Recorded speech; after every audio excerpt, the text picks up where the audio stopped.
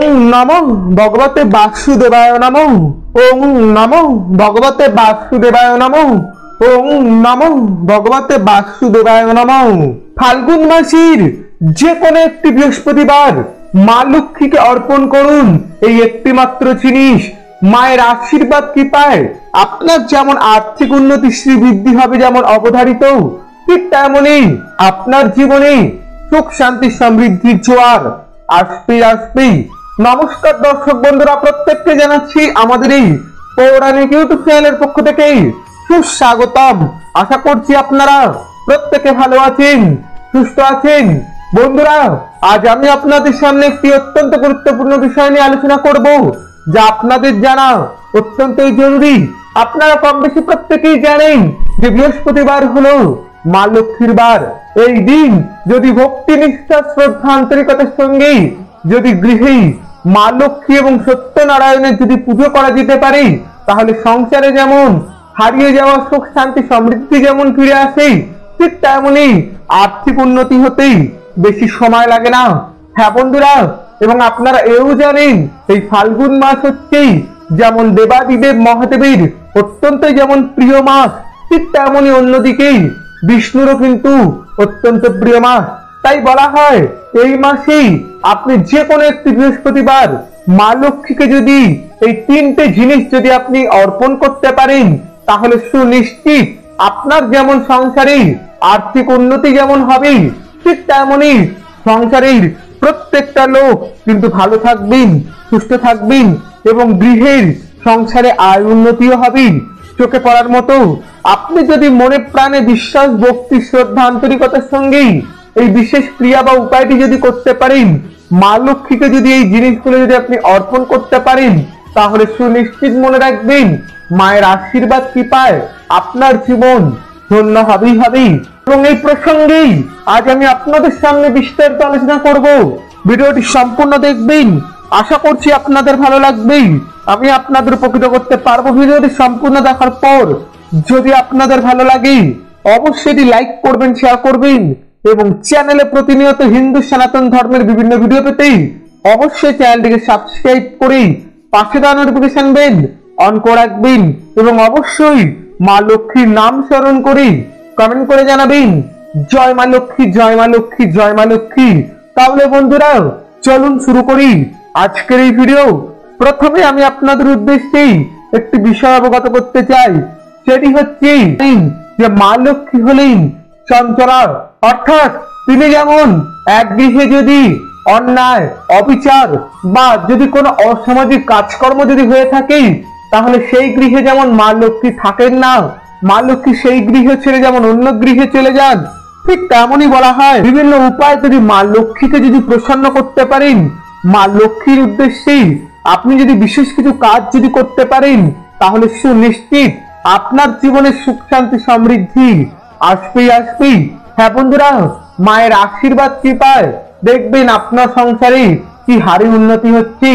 বন্ধুরা, একটি কথা আপনাদের বলেই রাখি প্রথমেই, যে বৃহস্পতিবার যেমন মা লক্ষ্মীর বার, ঠিক তেমনই বলা হয়ে থাকে যে শাস্ত্র মতে বৃহস্পতিবার দিন কিন্তু আমাদের বিশেষ কিছু নিয়ম প্রত্যেকের মেনে চলা উচিত, নতুবা সেই গৃহে কখনোই মা লক্ষ্মী আসা তো দূরের কথা, সেই গৃহে কখনো মা লক্ষ্মী অধিষ্ঠান করেন না।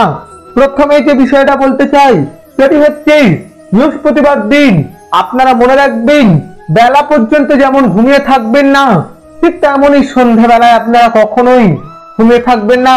এই দুটো সময়ের আপনারা সবসময় জেগে যেমন থাকবেন, ঠিক তেমনই মনে রাখবেন সকাল সকাল ঘুম থেকে উঠেই আপনি স্নান পর্ব সেরে নিয়ে তুলসী তলায় সবার প্রথমেই জল অর্পণ করবেন। তবে একটি কথা আপনাদের বলে রাখি, যে সকালবেলায় ঘুম থেকে উঠেই বাড়ির সদর দরজা এবং অন্যান্য কাজ সেরে নিতে কোনো মতেই ভুলবেন না।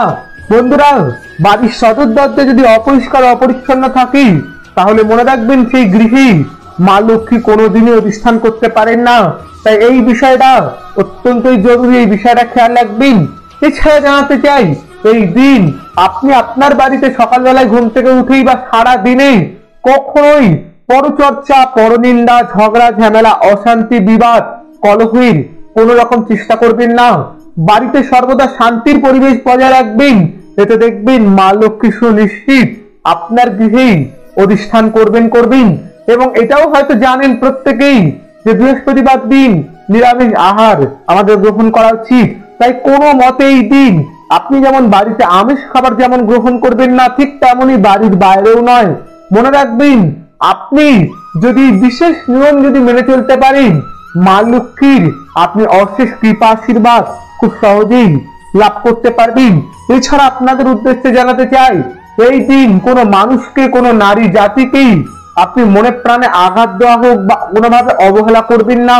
এবং অসহায় দুস্থ দরিদ্র মানুষ যদি আপনার বাড়িতে এই দিন আসে, তাকে কখনোই খালি হাতে ফিরিয়ে দেবেন না।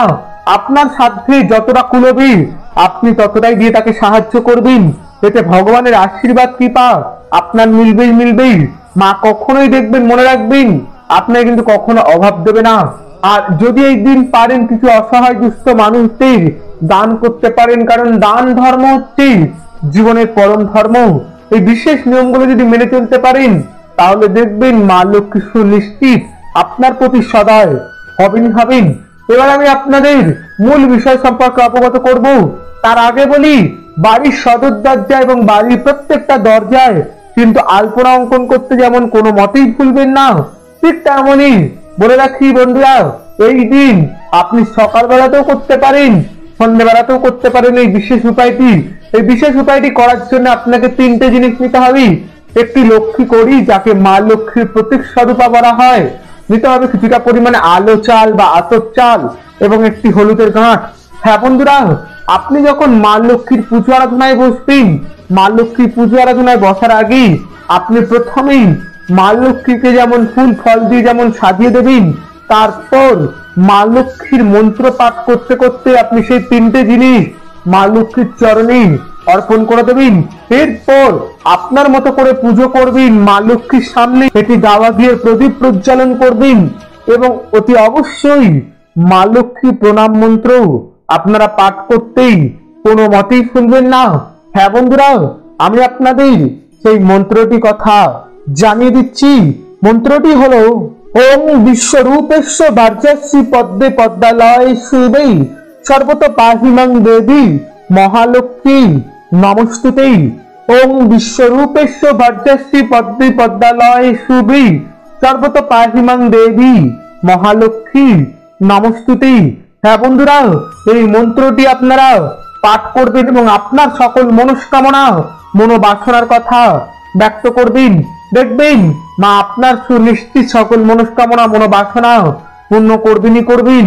এরপর আপনি পুজো আরাধনা হয়ে যাওয়ার পর রাতের বেলায় ঘুমোতে যাওয়ার আগে আপনি একটি হলুদ কাপড়ে সেই একটি লক্ষ্মী কড়ি, কিছুটা পরিমাণে আলো চাল এবং সেই একটি হলুদের গাঁট আপনি হলুদ কাপড়ে মধ্যে রেখে পুতুলির মতো করে বেঁধে আপনি আপনার বাড়ি আলমারি বা লকারে বা ক্যাশ বাক্সে বা ঠাকুর ঘরে একটি নির্দিষ্ট জায়গায় রেখে দিতেই কোনো মতেই ভুলবেন না।